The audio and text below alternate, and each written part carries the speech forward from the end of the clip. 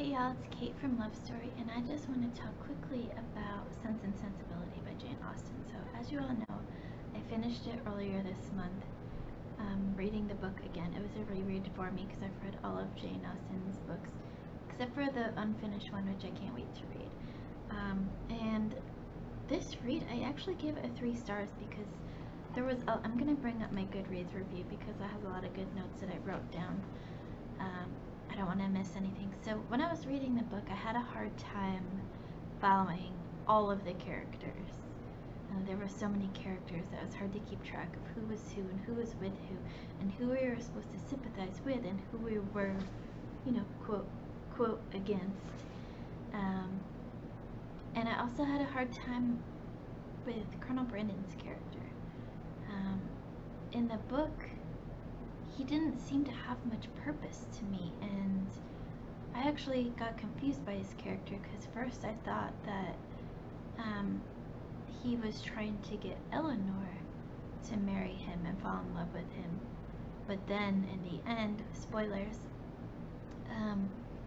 he was really in love with Marianne, and it was confusing because I was like, wait, where did this come from? I thought it was about Eleanor. He spent all of his focus and attention on Eleanor, and then all of a sudden he was really in love with Marianne the whole time. And I also was wondering about the purpose of the younger sister, Margaret. In the book, she doesn't show up hardly at all in the beginning and the end, but then when Eleanor and Marianne go away, she's not there with them, so we don't really see her much. And still, I have no idea how I feel about Willoughby, because I hate him, but I love him, because I feel like maybe we're supposed to secretly love him, love to hate him. He's a good guy, bad guy, both. How can you be both? I'm so confused about Willoughby's character. I don't know. Someone help me out here, please. So then I went and watched the movie version. I think it was 1994 and 96, somewhere in the mid-90s, I think, with, Hugh Grant, Emma Thompson, and my favorite of all time, Alan Rickman. And so I enjoyed the movie far more than the book.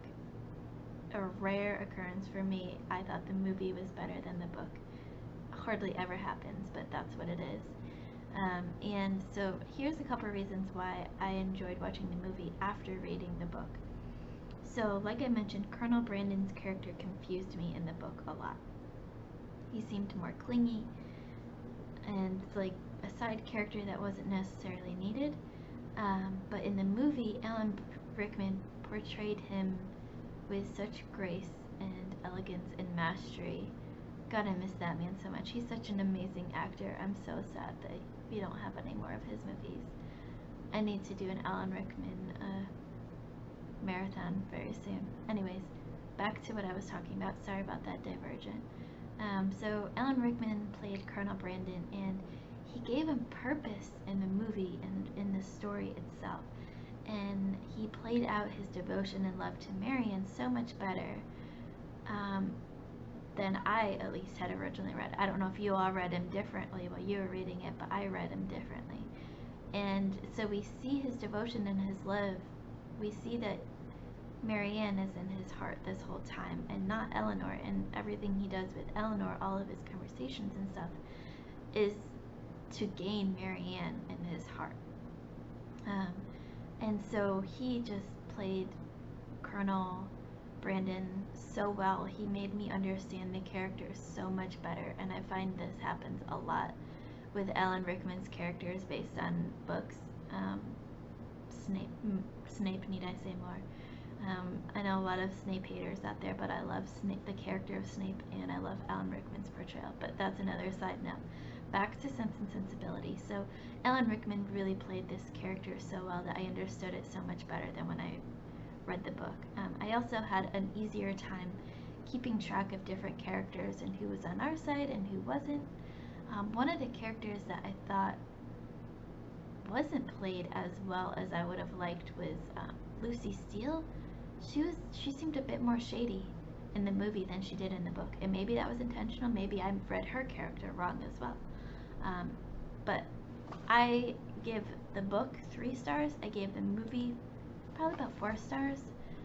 The movie made me appreciate the book more because I appreciated characters in a new sense.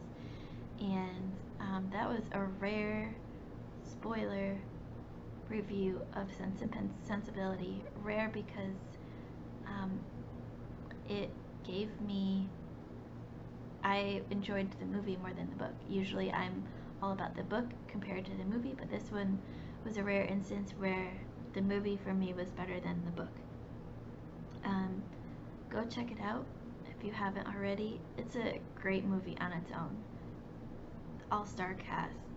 You won't regret it. If you love romance, you love Jane Austen, watch that movie. Make sure it's the one with Alan Rickman from the 90s.